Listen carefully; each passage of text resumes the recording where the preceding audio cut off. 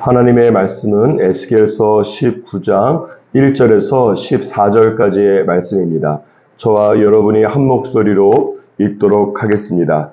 너는 이스라엘 고관들을 위하여 애가를 지어 부르라. 내 어머니는 무엇이냐? 암사자라.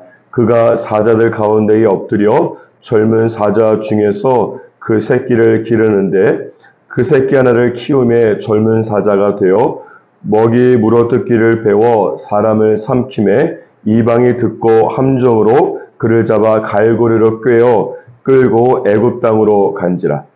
암사자가 기다리다가 소망이 끊어진 줄을 알고 그 새끼 하나를 또 골라 젊은 사자로 키웠더니 젊은 사자가 되매 여러 사자 가운데에 왕래하며 먹이 물어뜯기를 배워 사람을 삼키며 그의 궁궐들을 헐고 성읍들을 부수니 그 우는 소리로 말미암아 땅과 그 안에 가득한 것이 황폐한지라. 이방이 포위하고 있는 지방에서 그를 치러 와서 그의 위에 그물을 치고 함정에 잡아 우리에 넣고 갈고리로 꿰어 끌고 바벨론 왕에게 이르렀나니 그를 옥에 가두어 그 소리가 다시 이스라엘 산에 들리지 아니하게 하려 함이라. 내 피의 어머니는 물가에 심겨진 포도나무 같아서 물이 많으므로 열매가 많고 가시가 무성하며 그 가지들은 강하여 권세 잡은 자의 귀가 될 만한데 그 하나의 키가 굵은 가지 가운데에서 높았으며 많은 가지 가운데서 뛰어나 보이다가 분노 중에 뽑혀서 땅에 던짐을 당하매 그 열매는 동풍에 마르고 그 강한 가지들은 꺾이고 말라 불에 탔더니 이제는 광야 메마르고 가물이 든 땅에 심어진 바 되고 불이 그 가지 중 하나에서부터 나와 그 열매를 태우니 권세 잡은 자의 귀가 될 만한 강한 가지가 없도다 하라. 이것이 애가라. 후에도 애가가 되리라. 오늘 본문 말씀 1절과 2절에 보면 하나님께서 에스겔 선지자에게 애가를 지어서 부르라고 말씀하고 있습니다. 애가는 말 그대로 슬픈 노래를 말씀하는 것이죠. 여기서 주목하고 싶은 것은 무엇인가 하면 왜 하나님께서 에스겔에게 애가를 만들어서 부르라고 말씀하셨을까 하는 것입니다. 그 이유는 생각해 보십시오. 여러분, 이 노래라고 하는 것만큼 사람들 입에 쫙 달라붙고 사람들 입에 쉽게 오르내리면서 전파력이 강한 것이 없기 때문에 그렇습니다.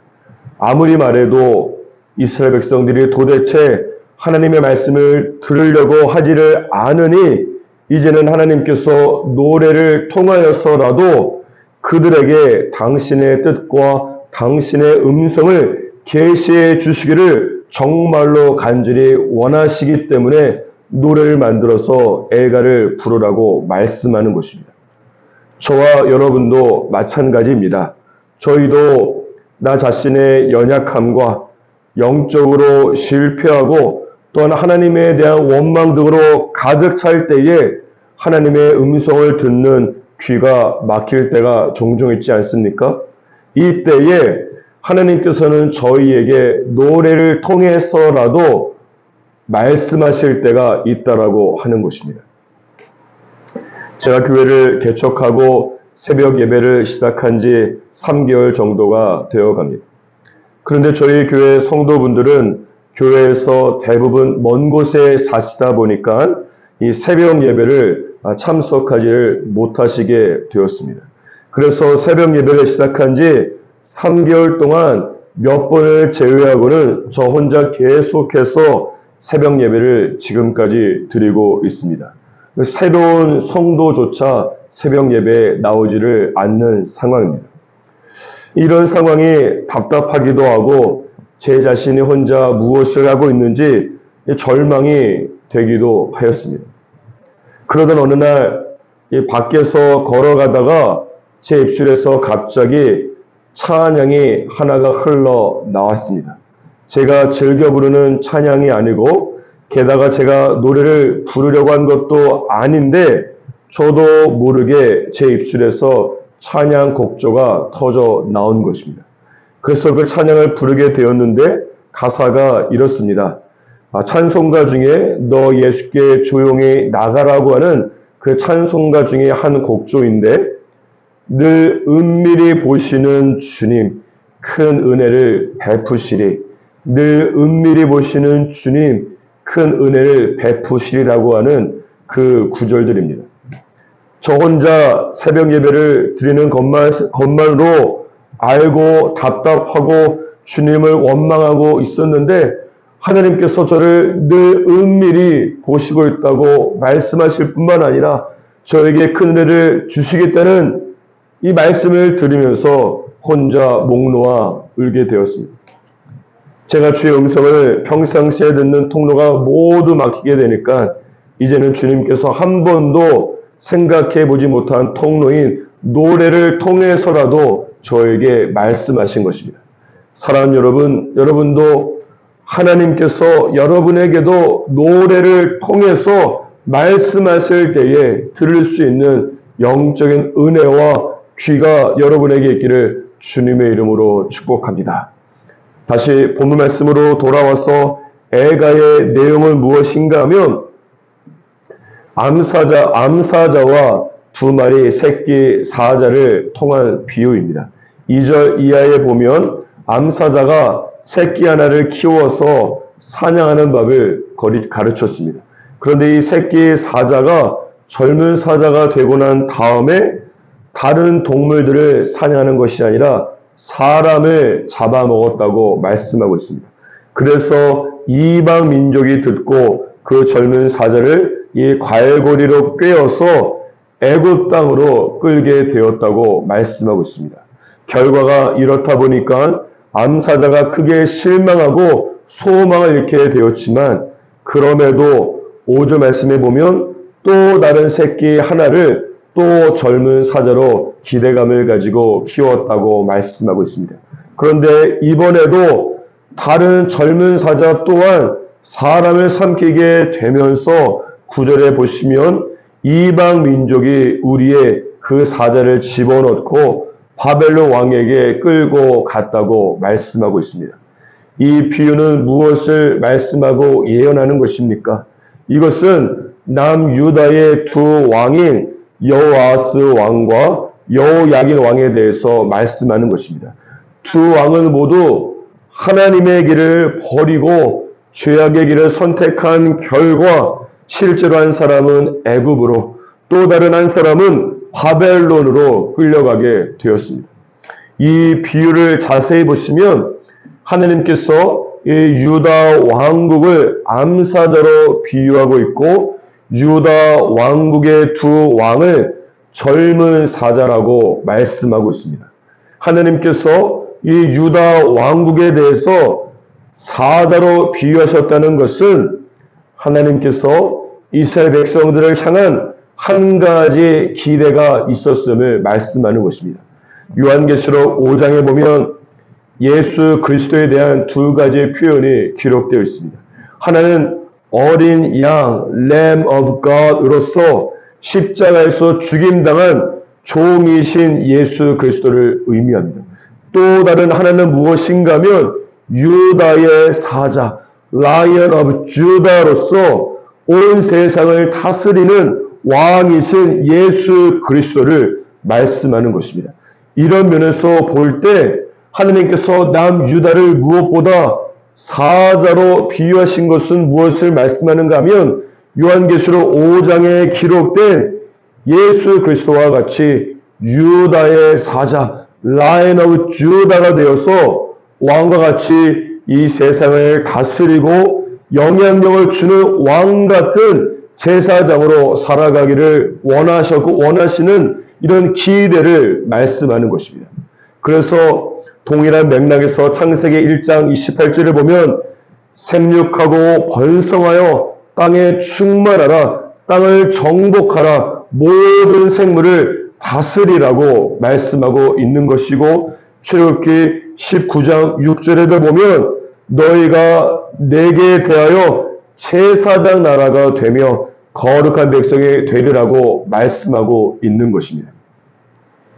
하나님께서는 이스라엘이 기도를 통해서 사자와 같이 포효하며 왕이신 하나님의 말씀을 통해서 사자와 같이 이 세상을 다스리고 왕이신 하나님을 예배하면서 이 세상에 하나님의 나라가 임하게 되는 유다의 사자와 같은 자가 되기를 원하신 것입니다. 그런데 오늘 본문 말씀 3절과 6절을 보면 이 젊은 사자가 무엇을 했다고 말씀하고 있습니까? 암사자가 새끼를 키우고 이 먹이 물어 뜯기를 가르쳤는데 그 새끼 사자가 사람을 삼켜 먹었다고 말씀하고 있습니다. 이것은 무엇을 말씀하는가 하면 남유다의 왕들뿐만이 아니라 백성들 또한 하나님의 말씀대로 살아가지 않고 말씀의 궤도를 벗어나서 죄악의 삶을 살아간 것을 말씀하는 것입니다. 그 결과는 무엇입니까? 4절과 8절을 보면 크게 두 가지가 기록되어 있습니다. 첫 번째는 함정에 빠지는 것으로서 덫에 걸리는 것으로서 4절과 8절을 보면 함정이라고 하는 단어가 두 번이나 반복되어 있습니다. 따라서 이것은 동물이 이 덫에 걸려서 동물을 가두는 케이지 안에 우리에 갇히게 된 것을 말씀하는 것입니다. 사랑하는 여러분, 들판을 뛰어다니면서 포효하고 다른 동물들을 다스려야 될 사자가 이 죄악의 미끼에 걸려서 한순간에 동물원 케이지 안에 갇히게 된 것과 같은 것입니다. 두 번째는 끌려다니는 노예의 삶입니다. 4절과 8절을 보십시오. 젊은 사자가 자신이 원하지 않았지만 애굽과 바벨론의 갈고리에 꿰어서 노예처럼 질질 끌려가게 된 것을 보면 알 수가 있는 것입니다. 이것은 남유다가 하나님의 말씀에 이끌려서 자유롭게 살아가는 것이 아니라 남유다가 그들의 정욕과 죄악의 노예가 되어서 끌려다니는 삶을 말씀하는 것이에요. 들판을 누비는 사자는 하나님께서 창조하신 대로 숲속에 있는 다른 동물들을 사냥하면서 자유롭게 기쁨으로 살아갑니다. 반면에 동물원 우리에 갇힌 사자는 어떻습니까? 동물원에서 주는 먹이를 받아 먹으면서 모든 약속들을 잃어버리고 동물원에서 시키는 대로 관람을 위해서 살아가게 되는 것이 아니겠습니까? 베드로전서 2장 9절에 보면 너희는 택하신 족속이요 왕 같은 제사장이라고 말씀하고 있습니다.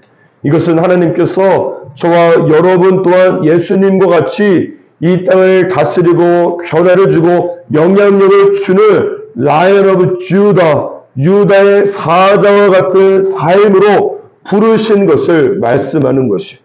그럼에도 불구하고 오늘 본문 말씀에 나오는 젊은 사자인 남유다와 같이 죄악을 범함으로 인해서 영적의 야성을 잃어버리고 덫에 걸리고 더 나아가서 우리에 갇힌 사자와 같이 살아가고 있는 것은 아닙니까? 사랑하는 여러분, 만약에 그렇다면 복음은 이것입니다. 예수 그리스도께서 나의 죄를 위해서 십자가에서 죽으심으로 말미암아 나를 가두고 있는 죄악의 우리를 깨뜨리시고 우리를 자유롭게 하셨다는 것입니다.